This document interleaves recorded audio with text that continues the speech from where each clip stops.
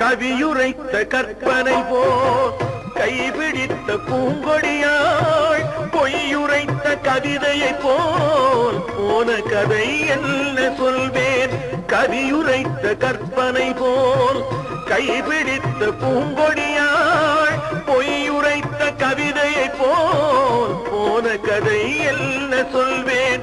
சிலை வடிக்க கல்லெடுத்தேன், சிற்றுளியால் செதுக்கி வைத்தேன். சிலை வடித்து முடியும் முன்னே தலை வெடித்து போனதம்மா. கனவுகளே கனவுகளே காலமெல்லாம் பாரீரோ.